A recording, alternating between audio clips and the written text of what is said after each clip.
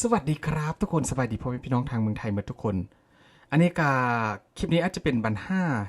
ที่บอพิมพ์อยากจะท่ามทุกคนกับการอ่าของอะไรนะขาดใจเป็นคำท่ามที่ขาดใจได้เห็นคลิปแล้วก็ขาดใจทุกคนอยากจะท่าม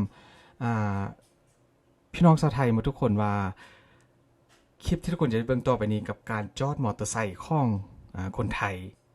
เข้าแบบบกลัวห้ายเลยบอกทุกคนแบบเป็นการจอดมอเตอร์ไซค์แบบไล่คันแหงเยอะมากๆอยู่ตามที่สาธารณะแล้วก็อยู่ตามลานจอดมอเตอร์ไซค์จอดรถอยู่ข้างทางอยู่ที่ละลายแห้งนั่นแหละมาพิมพ์กับโบฮูซื้อว่ามันอยู่แห้งได้เด้ทุกคนเห็นคลิปแล้วก็โอ้โหทุกคนแบบคนไทยเขาบกลัวว่าจะห้ายกันเลยเหรอนะทุกคนกับมอเตอร์ไซค์เยอะขนาดนี้มาจอดไว้แบบนี้ทุกคนปะ เดี๋ยวเราจะไปบังคลิปกันเลยทุกคนว่ามันเยอะจริงๆนะมอเตอร์ไซค์จอดที่เมืองไทยกันถ้าว่าเป็นบ้านของมาพิมพ์นี่อาจจะโบเน่นะทุกคนอาจจะมีให้ไปนี่แหละทุกคนมามื้อนี้ก็มีไล่สถานที่นี่คือสถานที่ที่แบบคล้ายๆกับเป็นที่จอดมอเตอร์ไซค์เลยทุกคนแต่ว่าการจอดของเขานะทุกคนเปียบบ่กลัวให้เลยก็คือสังเกตว่าบ่มีคนเฝ้านะทุกคนบ่มีตำรวจบ่มีอ่าอะไรอ่ะเขาเรียกรปภอืม ก็คือเว็บจอดทิ้งไว้แบบนี้เลยนี่แหละทุกคนเข้ารักษากันยังไงอะรถมอเตอร์ไซค์อยู่ที่เมืองไทยทุกคนบางคนก็ทำงานแบบตั้งแต่เช้าจนค่ำจนมืดก็มีนะแต่ว่ามอเตอร์ไซค์ที่ว่าจอดป่าไว้ก็คือเขาจอดไว้แบบนี้เลยทุกคนนะโมโหมันมีเสี้ยมีให้กันหรือบอทุกคนทึกลักขโมยกันหรือบอนะว่ะมันก็แปลกดีนะทุกคนนี่ก็ถือว่าจอดไว้แบบง่ายๆกันเลยแหละตามจุดที่ว่าเข้าให้จอดใช่ไหมทุกคน คือแต่ละที่มันเป็นสถานที่ที่ว่าโคตรกวางนะทุกคนนี่มีไล่รุ่นไล่ยี่ห้อกันแบบถ้าสมมติว่าโจรขโมยเขาก็คงจะแบบเลือกให้มันส้มใจนะทุกคนมีทั้งบิ๊กไบค์มีรถดีๆเยอะมากนะทุกคนที่ว่าจอดทิ้งไว้แบบนี้แต่ว่าแป๊กก็คือแบบทำไมมันไม่หายหรือว่ามีให้บ่ทุกคน เพราะพิมพ์เลยไปเจอคลิปหนึ่งข้องยูทูบเบอร์น่าจะเป็นยูทูบเบอร์ท่านหนึ่งที่เป็นคนลาวแล้วเข้าไปทำคอนเทนต์อยู่ไทยเลยทุกคนเป็นคลิปที่ว่าน่าสนใจไล่เลยที่ว่าเข้าท่ามว่าคันท่ามว่ารถมอเตอร์ไซค์จอดแบบนี้นะอยู่เมืองลาวไม่รอดนะทุกคนก็คือแบบทึกขโมย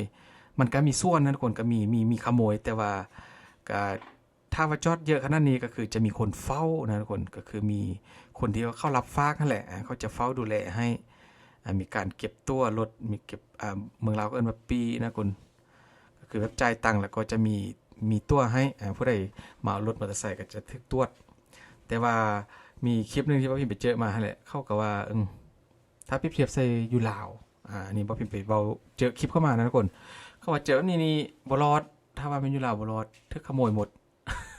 พ่อพิมพ์ว่ามันก็บ่ได้เสมอไปนะทุกคนตามที่ต่างๆก็อาจจะมีความแตกต่างกันนี่ทุกคน ที่นี่แคมทางนะทุกคนเขาก็จอดทิ้งไว้แบบนี้เลยว่ะเคยไหมทุกคนแบบ FC ที่ว่าเข้ามาเบิ่งคลิปข้องมาพิมพ์นี่นะเคยเจอบอที่ว่าเอามอเตอร์ไซค์ไปจอดไว้ข้างทางแบบนี้หรือว่าลานจอดอยู่ตามที่สาธารณะหรือว่าตามห้างฮานต่างๆนะทุกคนเคยให้กันบอกนะทุกคนอันนี้ท่ามจริงๆเพราะว่าพิมพ์กับโบฮูนะเรื่องนี้นี่บางที่ก็แบบจะเป็นเขาเอิ้นอะไรเป็นห้างเป็นเหมือนกับลานจอดในโฮมนะทุกคนนี่ อยู่ใต้ตึกแต่ว่าอันนี้ก็จุดนี้ก็ตามที่ว่าพิมพ์เข้าใจหรือว่าฮูมากก็อาจจะมีคนที่ว่าเฝ้าให้สมัยก่อนมีคนบอกให้เขาแล้วแหละคล้ายๆกับคนอยู่ในป้อมนะเหมือนกับคนเฝ้ารถคนยามนั่นแหละอันนี้ก็อาจจะมีความปลอดภัยอยู่ทุกคนแต่ว่าคลิปเริ่มต้นมานี้ทุกคนกับคลิปแบบนี้นี่เลยรู้สึกว่ามันค่อนข้างที่ว่าจะเสี่ยงนะทุกคนรถแต่ละคันกับราคาโอ้โหเลยครึ่งแสนขึ้นเลยทุกคนครึ่งแสนบาทนะ4-5 หมื่นโอ้โหนี่เพราะว่ามอเตอร์ไซค์อยู่ที่เมืองไทยก็หลายคนก็ยังใส่พอนำเนี่ยก็เขาเอิ้นว่าเพื่อความสะดวกสบายในการไปทำงานใช่ไหมทุกคนเวลารถติดจราจรติดขัดก็ใส่มอเตอร์ไซค์เข้าตามซอกซอยต่างๆก็ถือว่าไวกว่ารถยนต์แต่ว่าที่น่าตกใจกันนี่แหละทุกคนกันถ้าว่าเปรียบเทียบนะเปรียบเทียบก็อาจจะเห็นได้ชัดเจนเลยว่ารถมอเตอร์ไซค์อยู่ที่เมืองไทยจอดทิ้งแบบนี้เยอะมากๆทุกคนนะอันนี้อยู่ที่อะไรอยู่สนามบินสุวรรณภูมิใช่ไหม ใหญ่ก็เลยนะคนลานจอดก็ถือว่ามีแต่มอเตอร์ไซค์ทั้งนั้นเลยหลายคนก็คงจะจอดเพียงแค่เขาเรียกอะไรล็อกคอใช่ไหมล็อกคอรถมอเตอร์ไซค์ไว้หรือว่ามีกุญแจใส่ล้อแม็กเนื้อคนที่ทิมคำถามไว้ถามทุกคนก็แล้วกันว่ามอเตอร์ไซค์จอดแบบนี้มีให้กันบ้างไหมทุกคนวันหนึ่งนี้ไล่10 คันไหมถ้าพอพิมพ์คิดนะทุกคนถ้าว่าเป็นจุดที่บ่มีคนเฝ้าหรือว่ามีบ่มีรปภเฝ้านี่นะคนยามมันนะอาจจะมีเสียนะตามที่พอพิมพ์เบิ่งเนี่ยอาจจะมีขโมยขโมยหรือบ่นะทุกคน นี่แหละก็ถ้าว่าคิดใส่อยู่ที่บ้านของพอพิมพ์ก็บ่เคยบ่ค่อยมีดอกว่าความจริงแล้วคนรถที่ว่าจอดเยอะขนาดนี้นะอย่างต่ำก็ถ้าเป็นงานเทศกาลก็อาจจะมีแต่ว่ามือวันปกตินะที่ว่าไปทำงานแบบนี้ก็บ่ค่อยมีดอกที่ว่าจะเห็นรถมอเตอร์ไซค์หลายร้อยคันแบบนี้จอดอยู่ในจุดเดียวกันหรือว่าลานจอดเดียวกันนะทุกคนก็เพิ่งมาเห็นอยู่ที่เมืองไทยนี่แหละก็เลยว่าอยากทำคลิปทุกคนว่าโอ้โหมันมีความเสี่ยงเกินไปหรือไม่นะทุกคน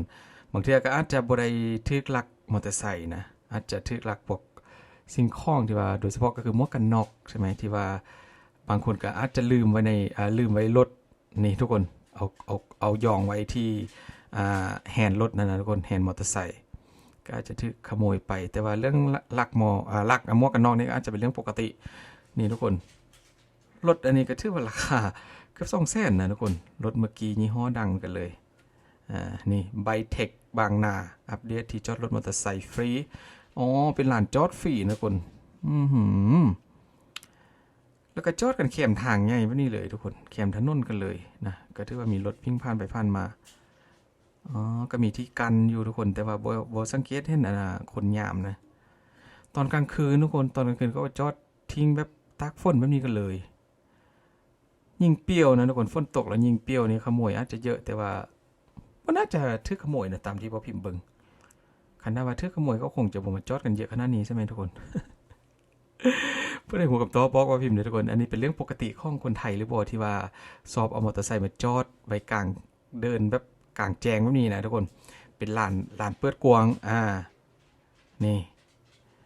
เป็นเรื่องปกติใช่ไหมทุกคนที่ว่าเห็นแบบนี้แล้วเข้าทึกขโมยกันประจำหรือบ่ทุกคนนะเพราะว่าพิมพ์ก็ติดตามข่าวอยู่เลยทุกคนแต่ว่าบ่ค่อยได้เห็นนะเรื่องการลักมอเตอร์ไซค์นี่อันนี้ยิ่งหนักเลยทุกคนเป็นลานจอดที่ว่าขนาดใหญ่แล้วก็เปิดโล่งกันเลยถ้าว่าขโมยเข้าไปก็คงจะโอ้โหเลือกรถมอเตอร์ไซค์แบบ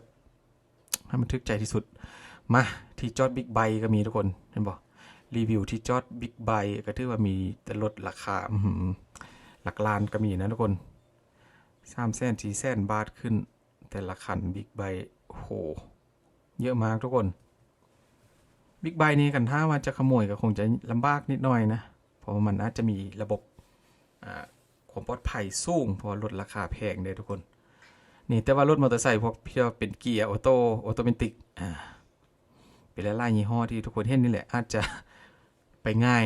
หรือว่ารถเวฟพวกนี้ก็โอ้โหแห้งไวเลยทุกคนมีกุญแจพี่บิดปุ๊บเรียบร้อยนะตอนกลางคืนนี่ทุกคนเขาก็จอดไว้แบบนี้เลยนะหมวกกันน็อกก็โอ้โหหลายพันบาทกันเลยทุกคนก็ทิ้งไว้แบบนี้เลยเอาตรงๆนะกันถ้าว่าเป็นยุบานก็มาพิมพ์นะบางจุดนะอาจจะให้เลยหมวกกันน็อกแบบนี้ทุกคน